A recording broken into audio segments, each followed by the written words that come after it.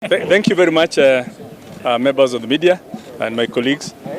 Today we've had a party parliamentary group meeting for the Jubilee Coalition, mainly on the National Assembly, and which was graced by our party leader, His Excellency President Uhuru Kenyatta, and Deputy Party Leader, His Excellency Dr. William Ruto, and good attendance. I think the last count was 150 plus before final records. Of course, the number of details will be released later. And the main outcome of the meeting was the change in leadership of the party. And I really want to thank His Excellency the President as a party leader for proposing me to take over as the new leader of the majority party in Parliament. And it's a humbling situation because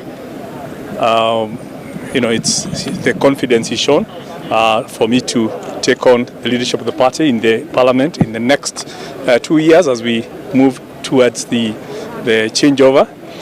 And want to also congratulate my colleague, Honorable Edan Kenan, who now takes over the position I had been given just 2 weeks ago as the Joint Secretary to the Joint Parliamentary Group of both the Senate and the National Assembly. I did half the notes. He will complete the other half, and then we work together, and obviously with the other changes that were made that you already reported on.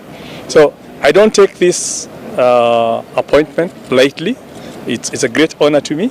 It's I can only promise to do my best to serve not just the party, but also our country, and as we get into the issues that need to be addressed.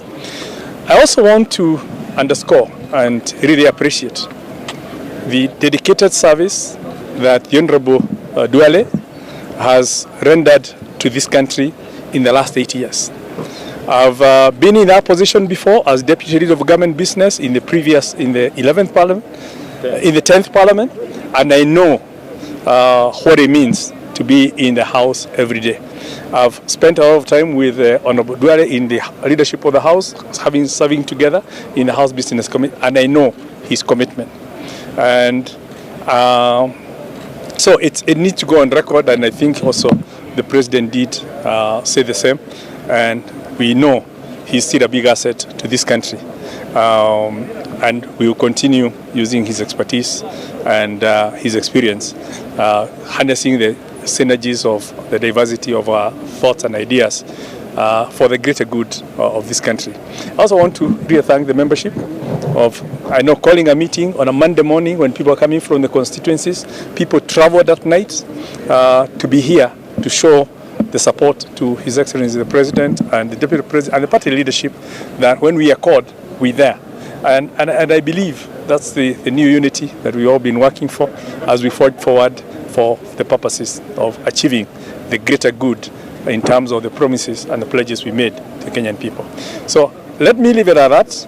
Our formal statement obviously will be coming, but as of now, I just want to really thank His Excellency the President for the confidence he's shown in myself and in my brother here as we take on, as join the rest of the team of Honorable Angwe, Honorable Maure, and Jimmy Angweni in spearheading the National Assembly and the other team within the Senate as we achieve the Jubilee agenda. Asanteni. The departmental committees is one of the responsibilities we have. Is between now and Thursday, we will have processed all the names that need to be changed, working obviously with the party leader, and then you'll get to hear of those when the names are officially released in Parliament. Okay? There's a process that needs to go through, and that process has to go through a selection committee, it has to go through House Business Committee, it has then to go to the House. So by that Thursday we'll have all the names? By Thursday, the committees will then have elected, because they need to do an election.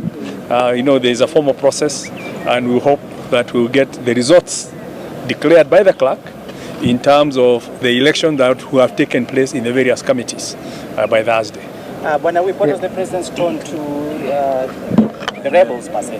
There were no rebels. No, but you understand the question I'm asking? No. Let me tell you, we don't have rebels. The rebels exist in the eyes of people who want to profile people as pro or anti. I don't see anyone traveling that distance at night to come here to rebel. People came here because they are committed to the party, right? Critical of the president's agenda. Let me put it that way. No, we had a very humble, we had a very cordial meeting. We even ended up with tea at the cafeteria. It's like, it's that social. It's that, and we wish we didn't have the restrictions of COVID, then we would have probably socialized much more. Yeah, but I want to assure you, and I want to commit myself that going forward, we would want to see the whole Jubilee fraternity working together in harmony to achieve the objectives of the party. And I believe that's what we were. Was there an opportunity for members as well to engage with the president in terms The of agenda was one. The president proposed, there was a seconder, and that's it. So there was no engagement because when the agenda item is completed, there's no engagement. Why would you We will have a meeting to engage depending on the issues of the day. Yeah, but the agenda item for the day did not have opportunity or room for discussion. Why do you think the government